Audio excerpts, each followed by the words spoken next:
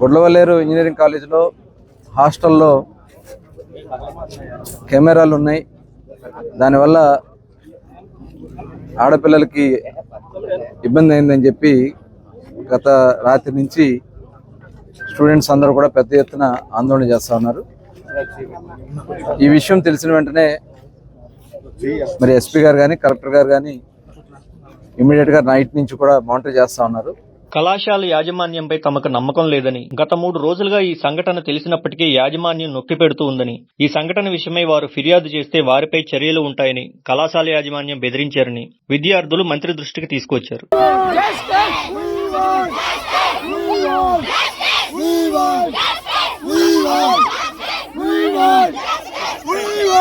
తమకు ఎట్టి పరిస్థితుల్లోనైనా న్యాయం జరగాలని, అంతవరకు కళాశాలకు వెళ్లమని విద్యార్థులందరూ ముక్తకంఠంతో నినాదాలు చేశారు. ఈ సంఘటనలో వాస్తవాలు వెలికితీసి బాధ్యులైన వారిపై కఠిన చర్యలు తీసుకుంటామని గనులు, భూగర్భ వనరులు, అబ్కారీ శాఖ మంత్రివర్యులు కొల్లు రవీంద్ర విద్యార్థులకు హామీ ఇచ్చారు. రాష్ట్ర ముఖ్యమంత్రి నారా చంద్రబాబు నాయుడు ఈ విషయం చాలా తీవ్రంగా పరిగణిస్తున్నారని, బాధ్యులైన వారు ఎంతటి వారైనా సరే వదిలిపెట్టేది లేదని స్పష్టం చేశారు.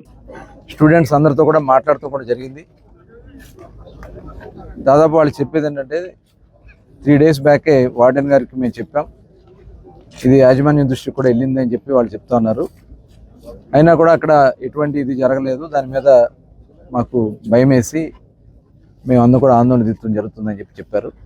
వాళ్ళందరికీ కూడా, ఎందుకంటే ఇది చాలా దురదృష్టకరం.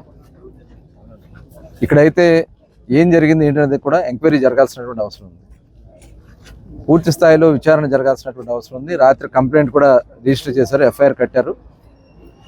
అయితే స్టూడెంట్స్ కూడా చాలామంది ఆడపిల్లలు ఏదో జరిగిపోయిందని చెప్పి తీవ్రమైనటువంటి ఆందోళనతో వాళ్ళందరూ కూడా భయపడుతూ ఉన్నారు.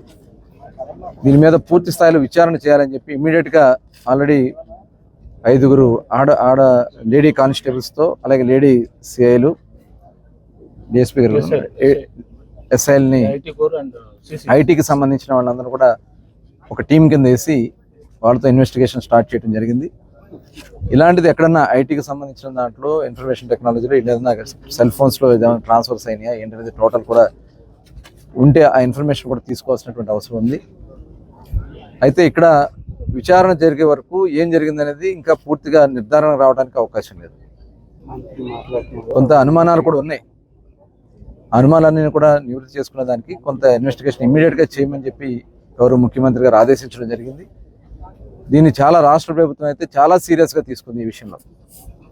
ఎందుకంటే గతంలో కూడా చూసాం, ఎక్కడన్నా హాస్టల్స్లో కానీ లేదంటే ఎక్కడన్నా ఆడపిల్లల మీద ఏదైనా జరిగితే ఇమ్మీడియట్గా స్పందించి వెంటనే వాటి మీద చర్యలు తీసుకోవడం జరిగింది.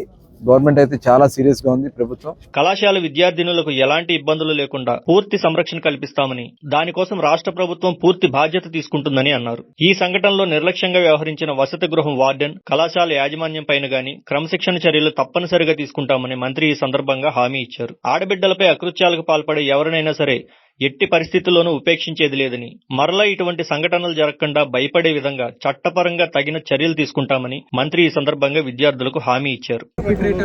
కనిపెట్టి ఇలాంటి పని చేసే వాళ్ళని definitely they will be prosecuted.